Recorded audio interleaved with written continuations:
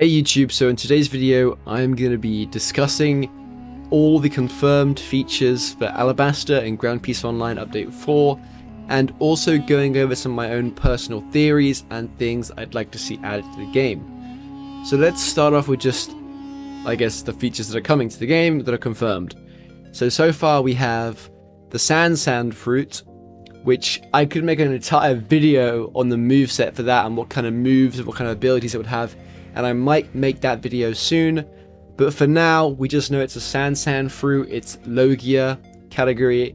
It's going to be a legendary too, so I'm pretty excited for that. It's going to be a pretty cool fruit to see in the game. Then we have Karu and the duck mounts. So of course this was sneak peeked a long time ago, and it's just Karu. It's like the Sonic duck ducks. They're basically rideable mounts. So I assume a rideable mount suggests that Alabasta will be a very, very big island, because if you're going to have a mount, you kind of need a large open space to ride it around. And next up we have the map sneak peek. So this was sneak peeked really recently, and it is just a little sneak peek of the map. So it looks like quite a big map. We see all these different buildings in the background. It does worry me a tiny bit because we do see these steps that are clearly making a distinction between two different layers or two different heights for the floor. So maybe that's where the port is. I hope not. I hope that Alabasta, the city, sorry, I guess it's Alubana, I think it's called. I hope the city is not placed right on the edge. I think the city should be placed within the Alabasta region, and there should be deserts all around it with little quests and little bits and pieces here and there. And hopefully Alabasta does include some empty desert space too, so maybe some sort of hidden quests, because Alabasta is a very mysterious island. It's this desert with all these hidden mysteries in the sands. It takes a lot of inspiration from ancient Egypt and that kind of mythos. A fun side note though, the Sandora River is an actual river in Alabasta that runs through the region and is inhabited by the Kung Fu dugongs. But the reason why this is interesting is because in GPO there is an island called Sandora, so the fact that there's a Sandora River, maybe this is where Sandora got its name from. Next up we have the Tomb of the Kings, and this is where the royal family is buried in One Piece, not in GPO. There is no royal family in GPO yet. Shout out to the world government. Are we going to get some sort of crew for the Alabasta region? Who's going to be the Neftari family? We'll see. But anyway, enough of that tangent. Let's get back to the main video. Tomb of the Kings. It's where the royal family is buried. Has potential of being some sort of location for a hidden quest or hidden quests. Lots of mysteries there. Maybe some sort of puzzle games. And I was on the topic of puzzles though. Maybe there could be some sort of Poneglyph system, a grand puzzle that gets a new clue every update, and people have to try and solve the puzzle, and they get a prize if they do that, and then they have to connect all the dots. And once the game becomes free, the great pirate era starts, and you have to try and piece together all these different puzzle parts and chase it to the last island. This is a pretty big I guess suggestion or just dream for the game. So yeah, let's put that on the back burner for now, and let's go back to the main video and let's talk about Alabasta. So other creatures I'd like to see added other than the Sonic ducks are camels, Kung Fu dugongs. And maybe Kung Fu dugongs could work in a similar way to bunnies, and camels could have two different seats. So you got two people on a camel. Because I'm assuming that on a duck you only get one person, and it's only on land. But yeah, other than that, I guess we should probably go back and talk about the sand boss. So the sand boss. Ooh, this is gonna be an interesting topic to discuss. Basically, it's gonna be like Crocodile, right? That's what I would have thought it would be.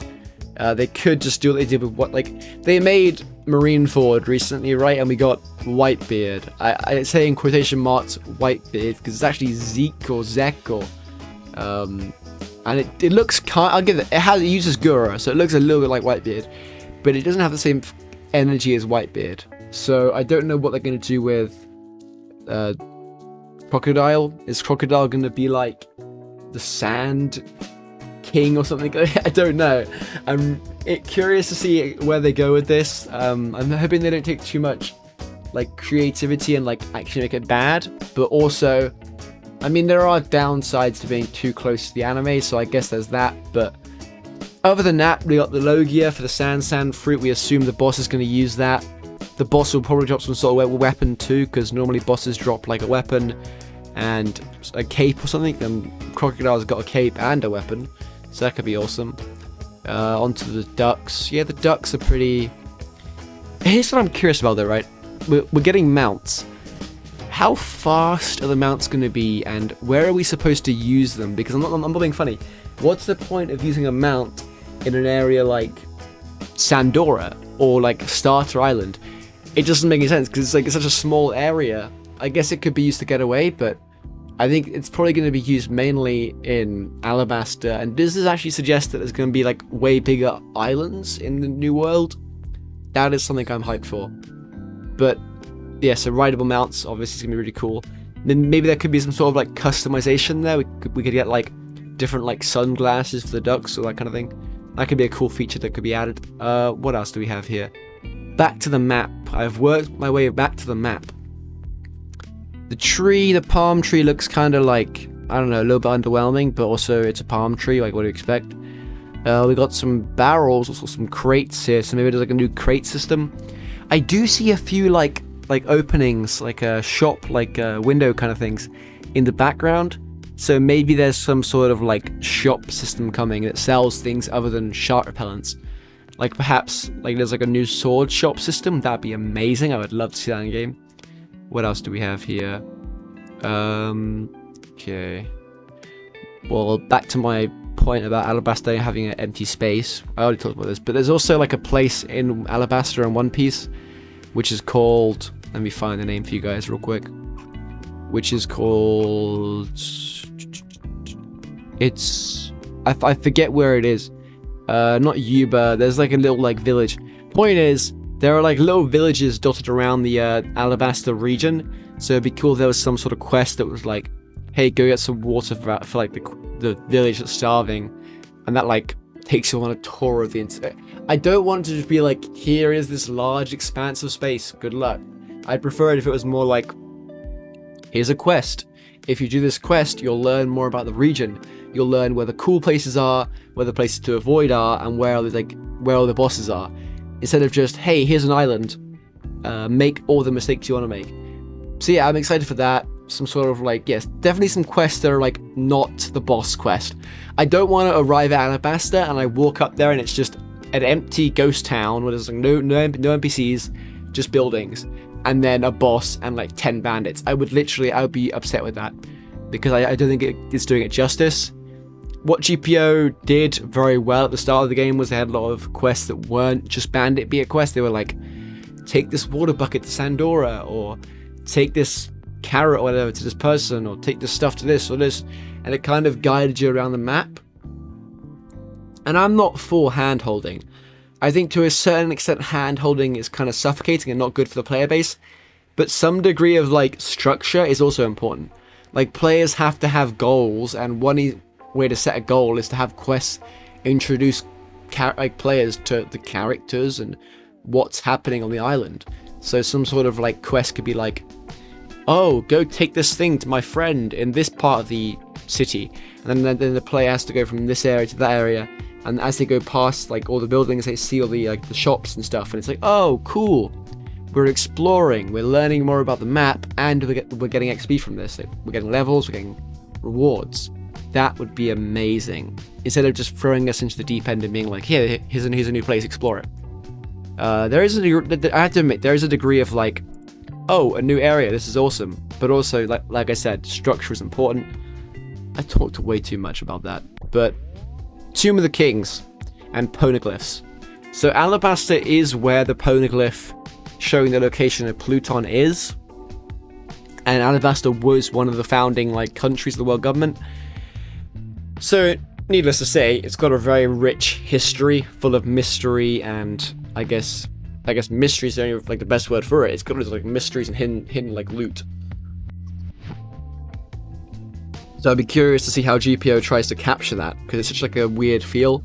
It's like, how do you capture mystery in a game? How do you capture the spirit of like uncovering the hidden relics and Tomb of the Kings? That'd be awesome if it was like booby trapped and like you went down into the Tomb of the Kings and there was like these things that would just swing from each side and like cut you up, and it's like, that would be awesome, man. Or like an actual dungeon. I know Ag talked about this. Ag said that, like, they had like sand coin or whatever. So like after you complete the dungeon of the Tomb of the Kings, you get like a certain amount of like sand coin or whatever that can be used to spend on all sorts of things, like stat point resets to exclusive items. That'd be amazing, having some sort of like in-game currency that we can get from doing boss, like, I guess not, like dungeon grinding, so we don't end up just having like, because one of my issues with bosses currently is you can do them a million times and get nothing. There should always be a reward. It shouldn't be a good reward. Like, it should be like, oh, you kill this dungeon, you complete the entire dungeon, here's between 1 and 5 sand currency or whatever it is. That way, like, even if you don't get like what you need, like I guess like a boss drop, you still get that little bit of a reward that can be spent or saved up to get things, and it gives it purpose. But anyway, I have covered this topic to death. I've gone over every single point I had written down. I have literally exhausted all of my One Piece knowledge at Alabasta, except for like Zoans and stuff, and maybe there's some more mysteries I haven't gone into, but I'm gonna make a video on the Sand Fruit potential moveset in the future. So if you want to see that video, make sure I get this video to 500 likes. I know it's a big goal, but I have faith in the community. But without further ado, that's all I have for today. So if you enjoyed the video, make sure to like, comment, and subscribe. And as always, I try and keep my videos an open discussion. So if you have anything to add or any cool theories, make sure to leave them in the comments below and I'll make sure to read them. I hope you're having a great day, evening, whatever time it is for you, and I'll see you in tomorrow's video. Bye guys. See ya.